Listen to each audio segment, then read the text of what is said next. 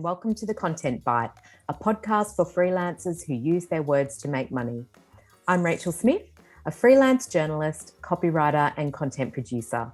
I'm also the founder of Rachel's List, a jobs board and community for Australian writers and other creatives. And I'm Lynne Testoni. I'm a journalist and a content writer as well. Rachel and I are your weekly co-hosts, and every week we're bringing you all kinds of tips, tricks, and some fabulous guests to help you make the most of your freelance business.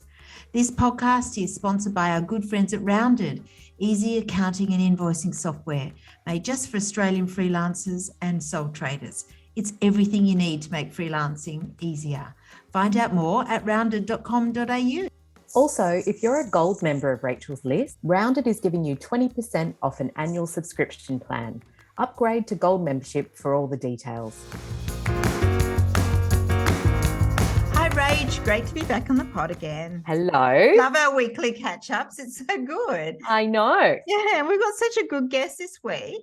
She's somebody who's had a career in a totally non-related field, but turned her hand to writing. I know. I thought this was such an unusual and intriguing story that when accountant Heather emailed us, I just had to hear it. I know. Sounds good. Tell me about Heather. Heather Smith is a chartered accountant who sits at the intersection of accounting, education, and content creation. As the hype girl for accounting apps, she educates the business community about automation and integrated solutions. She's run a virtual management accounting practice since the early 2000s, and her business sits in a lovely leather Italian handbag. We love that.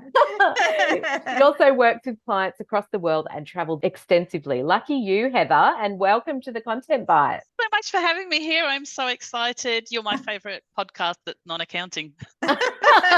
Always good to hear. It's funny, I've never listened to an accounting podcast. I've obviously got to go and have a listen. Yeah, absolutely. Because you approached us to do the podcast, obviously because you listen, and mentioned you're a bit of a flip of our regular guests. That's your primary job is as an accountant, but you're also a writer. So we were intrigued. Tell us a bit about why you started writing. I love writing. I have been keeping journals since I was about 8 years old. I find the writing process very cathartic. I fell in love with accounting when I was about 14, and I realized accounting was going to be a stable career, and I could potentially I'm not a great writer. I'm a writer, but I'm not a great writer. So I realized I could probably never have a strong career in it.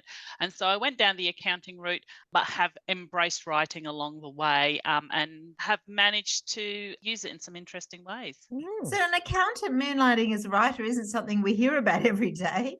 No. And you've written 10 best-selling books and you're a columnist at Acuity magazine. Not bad. Do you think there are other accountants out there interested in writing? I think they're interested in posting comments on Facebook forums on a regular basis. Not quite the same thing. Not quite the same thing, but I think they're interested in getting their opinions out there. And I was thinking about this question. I frequently see this massive post on Facebook, and I'm like, why don't you take it one step further and actually blog about that or write about that? Or get a copywriter or an editor involved and post it. And frequently they don't. But I was thinking that I do have, every time an accountant writes a book, they send me a copy. So I do have a bookshelf of accounting books there from lovely friends and colleagues. So some people are, but it is coming out, it is surfacing that some of them are using robots or completely plagiarizing. We just had one incident where someone who says he's one of the most prolific accounting writers has completely plagiarized something, another book, which suggests he didn't necessarily do that. There was ghostwriters involved. Wow. So obviously, yes, for an accountant who isn't a trained writer, that would be a big learning curve, moving into writing. So has it been for you? There's sort of two things I'll drop in here. I did a course because I love writing and I kind of always want to improve. And I did a course with the Australian Writers Centre. I went on to do several courses with there. And I found just doing those intensive courses improved me so much and gave me the confidence and also surrounded me, like your podcast does, surrounds me with a community of writers that just gives me that confidence, gives me skills, gives knowledge that I can constantly keep improving my writing. Now, the other thing there is I was very grateful to have my editor approach me because I'd written 2 books at the time and offer me the opportunity to apply to become a For Dummies writer. And I was like, Wow. that's insane for someone like me. And I think as your career goes on, you have these massive step ups. And for me, that offer was a massive step up. But I had to pass their assessment to be a For Dummies writer. And that was so intensive. It was about 8 weeks. They asked me to write a chapter of a book. It was then assessed by 30 editors. Oh, wow. 30 editors, including a reverend. Like I'm sitting there going, oh, I'm such an accountant. I'm such an accountant, because I had to get them back and then I had to comment on all of their assessments of it and deal with that. It was extraordinarily pushing me out of my comfort zone, but I got through it and I got accepted and I was so happy, and it has been just wonderful. And I do feel that those 2 things really stepped up my writing. That's so interesting. So the For Dummies books, they have such a rigorous kind of selection process for you to become. Did you know that, Lynn? I didn't know that. No, I didn't know that. But I guess it's quite a strong brand, and I guess they want to keep some sort of level of a high level of expertise. Quality. Yeah. But once you're in, you're kind of in, and I guess you're in. Yeah, they might kick you out. Yeah, it was like, oh my goodness, you should put this out publicly and let people do it. But you both are writers, and everything that was going on in it, you would have probably just eaten for breakfast. So they were like, write in modular format, and I was like, that's a lounge. How am I writing in a lounge format? Wow. Yeah. But you would probably understand that. Yeah. Interesting. Because one of the things about your email that we liked is that we're interested to hear that you use what you call writing robots, like we call AI, in your writing. It's a big hot topic at the moment in writing circles. How long have you used them, and have they changed? I embrace technology as soon as it comes onto the market. So I use anything that will improve me as soon as it comes onto the market. So I was looking at this, and I think possibly the earliest one was Grammarly, and that came onto the market in 2009. And I can't remember a time when I wasn't using it. So I would say, sort of going back that long, with AI and with this technology, you have to use it so it gets to know you and it can improve with you. Oh, yeah. If you just stand at the side and hope it's going to improve on its own, it's not going to happen. So I'm like, okay, I'm improving with it. I'm improving with it. So I will embrace it and improve it with it. So so they have definitely improved over time. And you sometimes feel that it reads your thoughts before you even put them out on paper. You're like, wow, that's exactly what I was thinking. Which is scary. Yes, So would you use AI and something like ChatGPT if you're writing for magazines or for the For Dummies brand, I suppose? And is that something that you're transparent with your editors about? Such an interesting question, because I've never really thought about talking to them about it. However, I have written on this topic for a number of my editors. And I guess, how can you write without using AI? That's kind of the question I would pull it back in. Unless you're actually pen and paper, or unless you're actually working in Notepad, everything is using AI to an extent, and you perhaps have become very familiar with it. So if you're in Google Docs or Google Suite, I activate a thing called Smart Compose. And to flip that, if you're in Office 365, you can activate a thing called Text Predictions. And both of these things work with you as you're writing, helping you with your grammar, helping you with your spelling. And so that is really just like having someone work with you as you're writing. So I would never think of telling an editor about that. I was talking more about, like, using those real ChatGPT that actually write big blocks of text for you. I would never use ChatGPT or a writer solution to write something, then push post. I think it's very, very obvious when that has done. And I would not want my brand damaged in that way at all.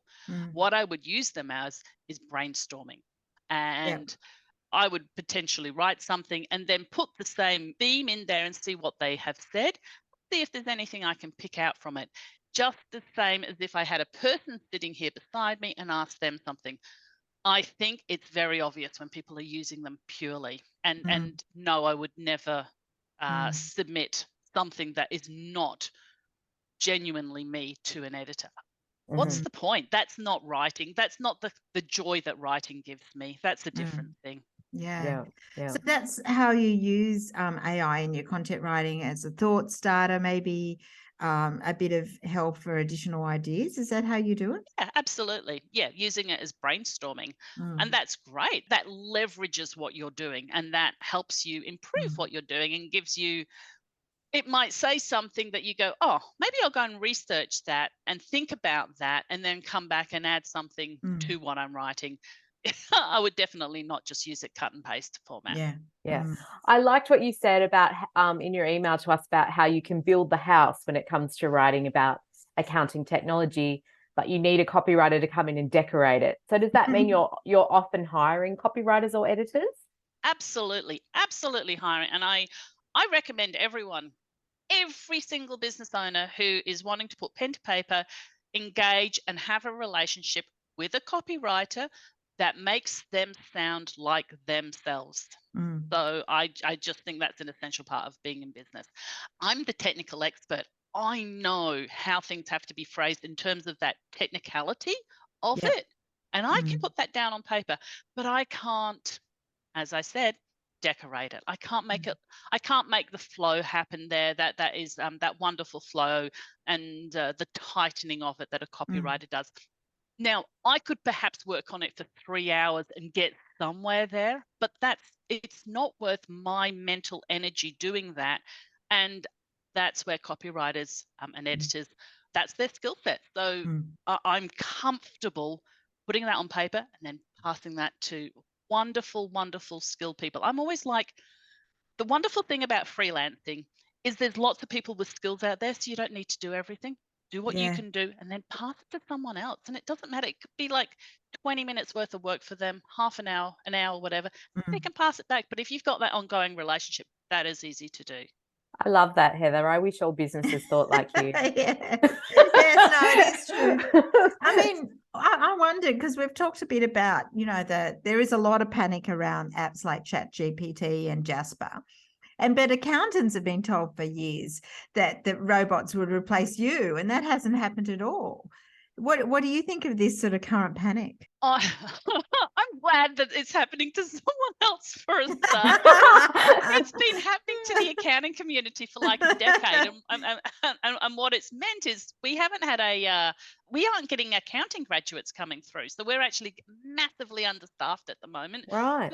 Because the teachers are saying, "Oh, don't do accounting because the robots are doing it now," and that has been happening for a long time. So we want the writers to stop writing about robots taking over accounting jobs, but two, what I think it's going to do is the skilled writers are going to rise to the top. We will need them so much. So they will become so important, because that generic robot written writing, you won't read it. You'll look at it and go, I'm not interested in that.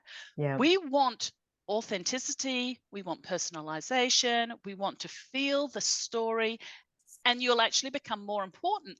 And a lot more people will probably start doing robot writing blogs on their posts, and then they'll realize they're not effective, and they'll go, oh, I'm enjoying the writing side of it. What should I do next? How do I improve this? And then they'll take that journey that I took in realizing they need to get in copywriter. So copywriters should be saying, hey, if ChatGPT is not working for you, come and speak to me. That's sort of some SEO blog posts they should be putting out there. Yeah. And I really liked your past guest, Renata Rich, who talk about sparticles and embracing that sparticle concept. That was great. Those sorts of ideas will really help people, I think. Yeah. I think that's true. I was actually reading a thread on the freelance content marketing writer group in Facebook, which is a fantastic group for writers. Might be one for you to look at, Heather. Making notes.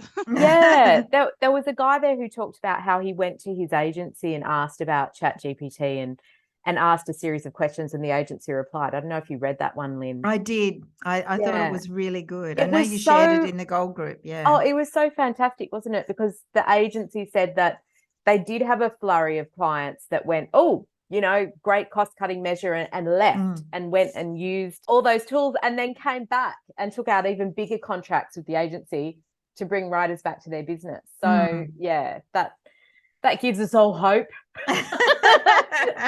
It's a weird advertisement out there. It's a weird service generation. And I think that it's going to be really important for you to develop and maintain relationships and to think about that human side of things. Yeah, that's well, so I true. do find that one of the things somebody taught me years ago is that, like, if I talk and share my skills, like we do on the podcast and talk about what we use, some people always worried that somehow I'll do myself out of a job, but it's almost the opposite, because people go, wow, I didn't realize there was so much in it. And they say, well, I could either go down that path or maybe I should just employ you to do it, because they realize it's not just a matter of pulling together a few words, throwing them on a page and see what sticks. It's a bit cleverer than that. Yeah, absolutely. Absolutely. So what's the plan with your writing? And like, this could be wrong, but I thought accountants are better paid than writers. So I just wondered, is it hard to give up that bigger paycheck? Or do you think writing is always going to be a bit of a side hustle? Writing is cathartic for me. It relieves me of mental clutter. It literally, after I write a big book, like a sort of 200,000 word book, I feel like a tube of toothpaste that's completely empty. That would do that for anyone. So the money side is it's a juggle, and that's completely fine. And I've actually, initially when I started out, I worked around school hours. So I worked 5 hours as an accountant, put the kids to bed, and then I wrote for 3 hours because I loved it so much. And all of that writing was unpaid blogs that just got me more and more clients. I just had these wonderful clients that matched my really niche skill set. And so now I'm probably doing far more writing, getting paid for it in interesting ways, not just write. You can't just come to me and say, write an article about this. I don't have the skill set to do that. I have the skill set to write what I've experienced and my opinions on something. And I can't do it another way. Whereas I imagine there's multiple different ways you could write on the same topic. I couldn't do that. Yeah. How interesting. So are you sort of split between accountancy and writing in terms of your, workload? I typically am writing about accounting. Okay. So it blurs into one, does it? Yeah, it blurs into one, and the percentage of accounting has reduced significantly, and it's now a lot more writing. But people then engaging me to go, how do I now? I've done a really good job of communicating to the accounting community. Help me communicate to the accounting community. So I'm not editing for them, I'm not copywriting for them, but I'm telling them words and nuances and ways to phrase things that will resonate with the accounting community. So I'm doing a bit more of that. So that's weird. I don't know anyone who does what I do. You're an anomaly for sure. But a lot of your guests on this podcast sound like that as well. So it's interesting. You fit right in.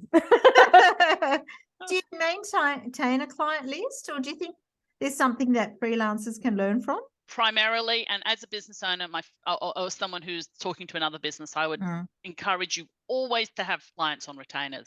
So yes, I have most clients on a retainer, and I have regular clients. The accounting industry niche is quite small, so I know all of them and maintain regular relationships with them.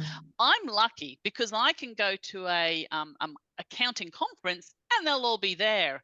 So for me, there's an accounting conference in London. Damn it, I'll have to fly to London to meet all my contacts. How awful. It's awful. I have a horrible life. So I also, last year, I had to go to New Orleans. They were all in New Orleans. So I have this benefit of, I could have 100 meetings online, or I can just turn up at New Orleans and meet them all. Yeah. How fantastic. Wow. So we see a lot of freelancers struggle with the finance side of freelancing. What would be your advice to them to get better at it? So my tip here, my tip that I'm always like, this would be so good for the Content Bite audience, is you're very skilled at writing. Contact your accountant or your bookkeeper and say to them, look, how about we do a contra deal? You do my bookkeeping and I'll do your writing. And you can work that is completely legal, and you can work out how you want to do that. So I've done that with lots and lots of different industries. And I do For me personally, I do hour by hour swap, but they may value it as something different. But that way, you're actually really benefiting there in that you're offering your service, you're saving money, you're getting out in public, you're connecting with an accountant or a bookkeeper who now knows you, and you're not paying for the services. And it's completely legal. You can also then, if that industry interests you, ask him or her to promote you to all of his clients. Oh, that's quite clever. So that was an Wow. unusual tip, but I think it would work for a lot of people. Yeah. Skill swap. So interesting. Yeah. Yeah. I guess one of the things that freelancers struggle with, and it's a bit of a mindset thing, that you're really running a small business. So what sort of mistakes do you see clients making when they run their own businesses? One of the common ones is mixing up personal and business money. So I would encourage you to set aside an account, a bank account that only has the business running through it. It doesn't necessarily technically need to be a business account, because I know sometimes freelancers are small, but only put business through it. Okay. And that will simplify everything. Maintain copies of all of your receipts. Use a receipt scanning app, or put them in a shoebox so that you can work with your bookkeeper or accountant. Make sure you've all properly registered as you need to be. And, I highly encourage you to engage with a bookkeeper along the way and work with them, and work with the bookkeeper and the accountant so that everything is just happening on a regular basis. Don't abdicate the responsibility. Monitor what's happening, keep on top of things. And also, one of the big things is keep your invoice dates as short as possible. So I expect frequently to be paid up front. And if with some clients, they want the payment to happen after the writing's been submitted. But as soon as that article goes in, the invoice goes in. Yep. They can talk to me. They can negotiate other things with me. I will redo it. But the invoice goes in immediately. And if terms are on there, try and keep them to 7 days, as short as possible, unless they're telling you something different. Yeah. Right. Yeah. But you might go into their payment terms. You might come under their payment terms, which is tricky, but you should always keep yours at 7 days. If it's my terms, mine are before anything happens. Always before anything happens. But if theirs is 30 days, submit the invoice when the article gets submitted. Yeah. Yeah. So because and you can also check with them. Have you received the invoice? Is it being processed for payment? That's okay to check. Don't wait until 10 days after that 30 days and go, why haven't you paid it? Yeah. Good advice. There's so many freelancers forget to invoice. Oh, really? Yeah.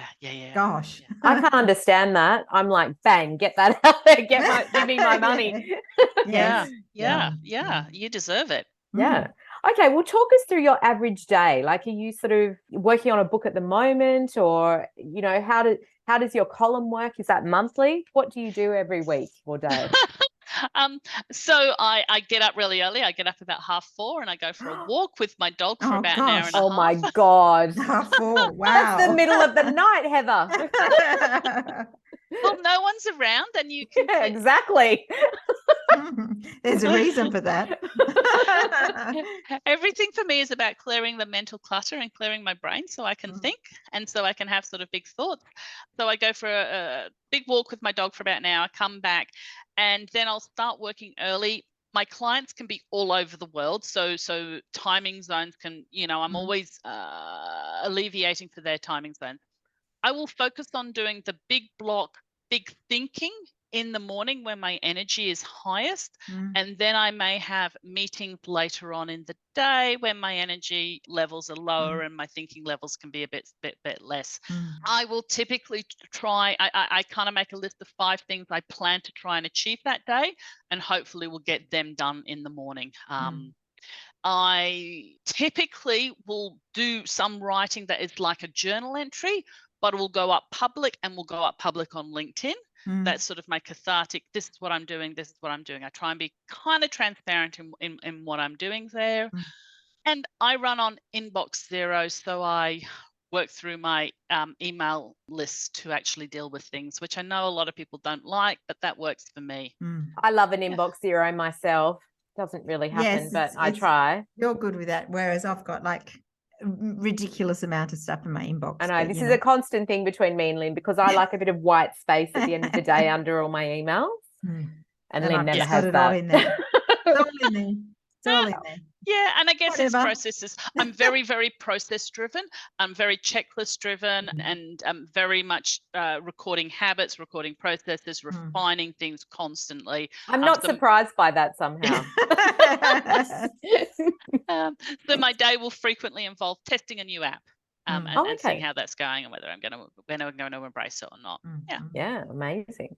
Well, that's a nice segue into our next question, was about, like, we love asking our guests about their tech tips and tools of the trade they find useful. What ones do you use that you love? So my favorite writing tool is one called Word Tune, which I haven't heard it mentioned on the podcast yet. No. Didn't think I had been. So Word Tune is a word spinner, and you sit it in your it's like a Chrome app. And you have a sentence on the page and you cover the sentence and it spins the sentence and generates 7 or 8 different versions of the sentence. Or you could go and just grab a word and then it's like a thesaurus for that word and will give you synonyms of that word. So for me, when I'm trying to write, that's really, really helpful and really efficient. That's great. That's my favorite app of 2022. Oh, we'll have to check that out. Yeah, and it's cheap as chips as well. In terms of technology, what I always encourage is to get something that integrates with another solution, so you have your data flowing through the solution. And so whenever you have a situation where you're having to do manual data entry, explore whether there are options to reduce that manual data entry so the information can flow. So one of the things you can do is look at Zapier, which connects takes information from one area and pushes it across into the other area. Like if you have a Shopify e-commerce store, it will push all new customers into something else, like MailChimp, for example, your newsletter list. So you exploring those options. And one of the good things, if you do have your own tech stack, is to put it out there and be transparent about it, what it is, and people will come back and give you other options there. So I use about 240 technology pieces in my business. Oh, wow. Automate. So I can't go through all of them, but automating my life and everything. And even from, like, you can see the lights in the background, I could yell at them and they'll turn off. So, wow. Even, like, I know that when we started using Zapier, it just completely transformed Rachel's list and the way that we managed our time and that sort of thing. Probably been using it about 3 or 4 years. And it's just amazing, isn't it? You kind of forget how much it does in the background. Yes. Yeah, absolutely. I've got the lady who wrote Automate It with Zapier in that book in my bookshelf there. Oh, yeah. She's my friend. She's in her book. Incredible. Fantastic. Yeah. Wow. So where can people find you and find out more about you and your work, Heather? So you can contact me at Heather Smith AU on all social media platforms.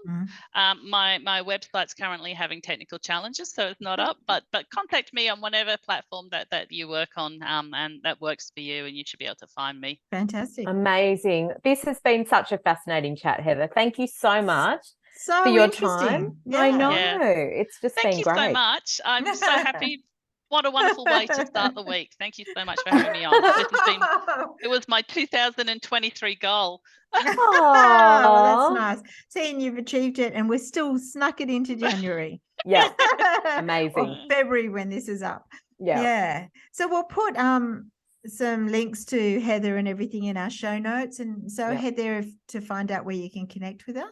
And that's the end of our show this week. Hey, Rach? It is. But thank you, everybody, for listening and sharing us on social media. Don't forget to put a review down on one of your favorite podcast platforms if you love the show, because it helps other people find us. It does. It does. Yeah. And thank you again to our sponsors, Rounded, easy accounting and invoicing software made just for Australian freelancers and sole traders.